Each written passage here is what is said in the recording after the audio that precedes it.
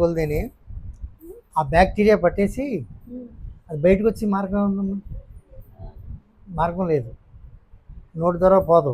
ఎందుకంటే ఇక్కడ పట్టేసింది థైరాయిడ్, ఇక్కడ పట్టేసింది కదా, T3 T4 TSH అయిపోతే థైరాయిడ్ ఇక్కడ వచ్చేది.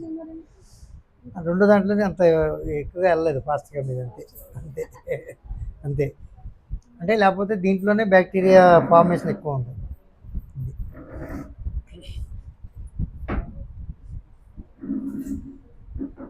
చెప్పాను కదమ్మా, చికెన్ గుడ్డు ఈ రెండు కాకుండా ఈ ట్యాబ్లెట్లు అయ్యే వరకు మాత్రం నాన్ వెజ్ మానేస్తే మంచిది.